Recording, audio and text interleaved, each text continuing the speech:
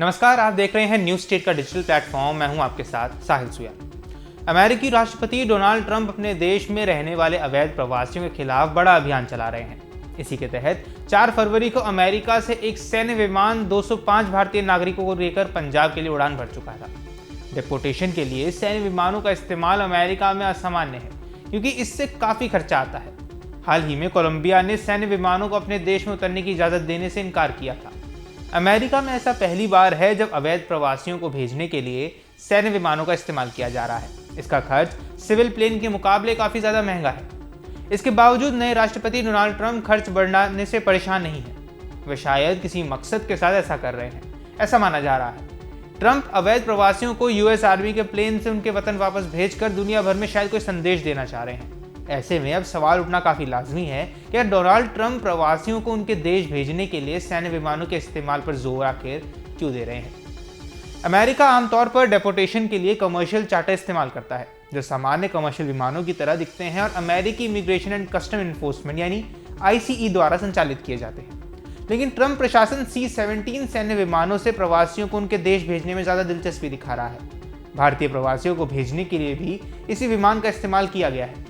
Media reports के माने तो अगर दोनों विमानों के खर्च की तुलना की जाए तो अमेरिकी सैन्य विमानों का खर्चा कहीं ज्यादा है। हाल ही में ग्वाटेमाला देश के अवैध प्रवासियों को सैन्य विमान से वापस भेजा गया था। इस प्रक्रिया में प्रति आदमी $4,675 का खर्च आया था और इस सिविल प्लेन के खर्च से 5 गुना ज्यादा है। अगर कोई अमेरिकन एयरलाइंस इसी रूट पर जाती है तो एक आदमी का खर्च सिर्फ $853 आएगा।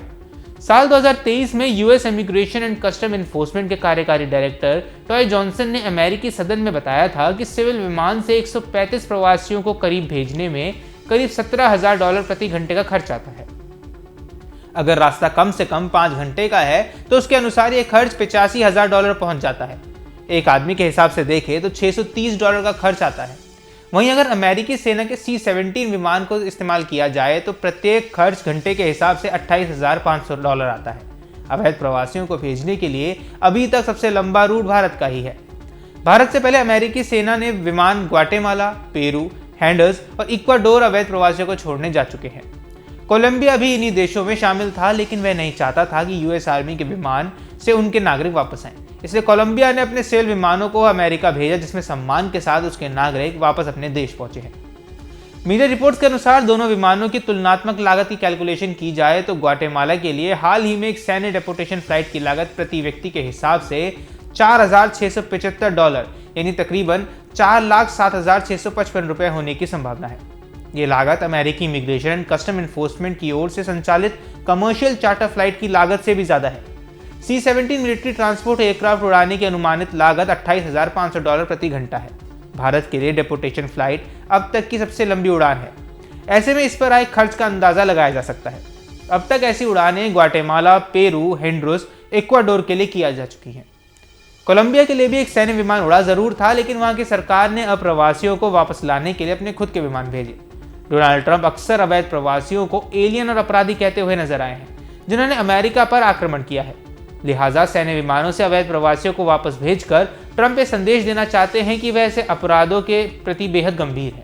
प्रवासियों को हथकड़ी लगाकर विमानों में बैठाया जा रहा है, जो उन्हें अपराधी की तरह ही दर्शाता है। वहीं आपको बता दें कि कुछ वक्त पहले व्हाइट हाउस की प्रेस सचिव कैरोलिन लेविट ने हथकड़ी लगे प्रवासियों की तस्वीरें पोस्ट की थी, जो सैन्य विमान की ओर बढ़ रहे थे। अपनी पोस्ट में उन्होंने लिखा था कि डेपोर्टेशन फ्लाइट उड़ान शुरू हो गई है। राष्ट्रपति डोनाल्ड ट्रंप पूरी दुनिया को एक मजबूत और स्पष्ट संदेश भेज रहे हैं। यदि आप अवैध रूप से संयुक्त राज्य अमेरिका में प्रवेश करते हैं तो आपको गंभीर परिणाम भुगतने होंगे।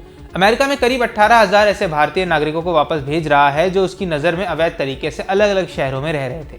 बीते 27 जनवरी को जब प्रधानमंत्री नरेंद्र मोदी की डोनाल्ड ट्रंप से फोन पर बातचीत हुई, उस समय भी 18,000 नागरिकों को भारत वापस भेजने पर चर्चा की गई थी। भारत सरकार ने ट्रंप के सत्ता में आते ही अवैध प्रवासन की समस्या को सुलझाने के लिए साथ मिलकर काम करने की इच्छा जताई थी। भारत के विदेश मंत्री एस जयशंकर ने भी साफ कर दिया था कि भारत अपने नागरिकों को वापस बुलाने के लिए हमेशा तैयार है। बाकी इस पूरे मुद्दे पर आपकी क्या राय है, हमें कमेंट बॉक्स पर जरूर बताएं। देश दुनिया की तमाम खबरों के लिए न्यूज स्टेट के चैनल को सब्सक्राइब करना न भूलें।